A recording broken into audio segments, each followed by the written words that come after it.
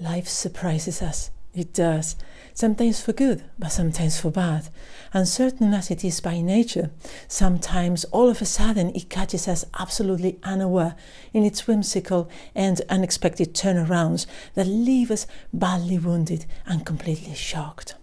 Because haven't you ever felt overwhelmed by circumstances that made your little world shatter into a million pieces?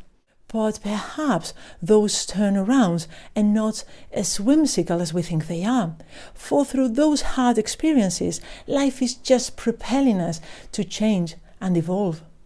However, change hurts. And it hurts because we are too clung to our routines, to the same way of thinking, of feeling, of acting. We are so attached to the known that we feel unable to see a way out beyond our inertia.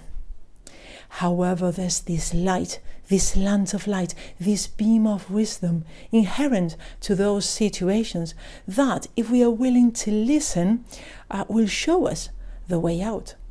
Only it may not be the easy way out we expect, for it will certainly propose completely new possibilities and perspectives. And to expose ourselves to new contexts and emotions makes us feel restless and uncomfortable. It feels deeply painful. So what happens when we resist to listen to this light, when it pushes us to face the uncertainty of the unknown? Well, that this truthful revelatory light turns into a mean symbol of suffering, oppression, and anguish. There's a certain slant of light, winter afternoons, that oppresses like the heft of cathedral tunes. If we observe, Emily here depicts the light contrarily to what we normally expect from light. If we think of light, we feel lightness, clarity, comfort, hope, vision, trust. However, this slant of light is surrounded by darkness, for it materializes during the winter dusk, thus creating a gloomy atmosphere where we cannot really see clearly, despite the presence of this light, because it shines weakly surrounded by all that darkness. And darkness causes fear and mistrust, which blinds us. And so the purpose, the message that this light brings seems suspicious. We perceive then this dim light as a threat rather than a relief, and so it weighs as dense and oppressive, slow and heavy as the sound of cathedral tunes. And she keeps on referring to this light as a symbol of suffering and also confusion when she says, "Heavenly hurt it gives us. We can find no scar, but internal difference, what the meanings are." And if this light gives us heavenly hurt, we understand then that this light comes straight from heavens, and again, a symbol connected to something positive, such as joy, peace, and rest, turns into something negative. But what else does heaven mean? Well, heaven means the intangible, the ultimate wisdom, the unknown, what the mind cannot comprehend, the profound, the mysterious beyond life, the place where the meanings are, where all answers lie. And here I think that Emily brings up a key issue, for when experiencing difficulties or misfortunes, normally we are eager for answers, as incomprehension causes confusion and anguish. So we tend to look for a reason, a sense.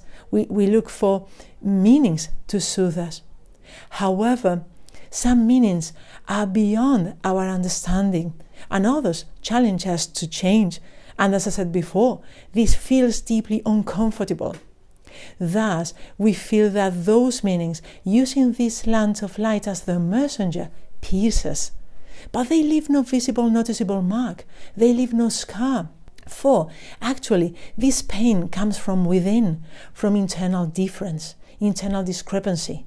This pain comes from an internal conflict produced either by incomprehension or by what we know we should do to move on and our impossibility to face it. And of course, these internal conflicts cause affliction and despair. None may teach it, any. 'Tis the sealed despair, an imperial affliction, centers of the air. But what does Emily mean by the sealed despair and imperial affliction? Well, with seal she is referring to a passage from the Apocalypse in which the 7 seals that close the scroll containing different misfortunes open, thus releasing various profound afflictions that devastate the earth, which naturally cause despair. Afflictions that are imperial, perhaps in the sense of impressive, imposing, so huge that turn overwhelming. But where does all this affliction and despair come from? Well, it may be centers of the air, and I see a couple of perspectives in this verse. One of them is quite simple, and it is that sometimes we feel sad or gloomy just because, for no apparent reason. But we can also connect this verse to the need for meaning that we've just seen in the previous stanza. For when we are unable to untangle, or we are just not ready to see the sense in the suffering we're experiencing, we may feel that all that profound grief comes to us through a totally unfair situation without a good reason. And again, this sorrow may be centers of the air. And instinctively, we may wonder, why? But by wondering why, we'll get stuck in the search for meaning. For let's be honest, who knows why? That's heaven's business. So we should better ask, what for? And setting aside if the experience is more or less fair for you, through this question, we'll definitely find a purpose. For this question encourages us to grow. And we could wonder instead, what am I feeling all this pain for? Well, for changing and evolving. Pain is just a teacher, so make the most of it. Maybe you can use it to develop the patience you lack, or perhaps courage, or self-love, or forgiveness, compassion, resilience, and there you are, lots of good reasons. And indeed, none may teach it. Any. Absolutely no one is able to teach us what the light brings, as it is different for each one of us, and so we must discover it by ourselves. None can live on our behalf the experiences that we are meant to live, or travel the paths that we are supposed to travel. For it is at the end of that individual and personal journey that we will be revealed the particular learning that will make us evolve, as that learning is intimately related to our own life experience, which is unique. And if we have asked the right question, what for, we will then be ready to listen at last to that revelatory light. That takes me to the last stanza, which, of course, in my personal view, it is full of hope, understanding, and liberation. I'll show you what I mean. When it comes, the landscape listens. Shadows hold the breath. When it goes, 'tis like the distance of a look of death. If we think of this light as a revelatory truth, when it comes and we finally let it in, when we finally listen to its essence and wisdom, there's a pause, silence, emptiness, timelessness, contemplation, perhaps even a moment of revelation through which we experience a change of perspective, of attitude, that makes that landscape of internal, deeply rooted, limiting beliefs, those shadows constituted by our fears, insecurities, and dependencies, transform. Finally, we have released what we were meant to release. We have accepted what we were meant to accept. And so when it goes, we feel like others, we feel relieved. We have experienced the death of our old self to give way to a new one. And everything that was, it's not anymore. The pain, the experience, our old version, feels now distant, gone on the look of death. Well, in short, the poem shows me that there cannot be light without darkness. But to listen to that light in the middle of our darkness requires will. Will to transform those painful experiences into learnings.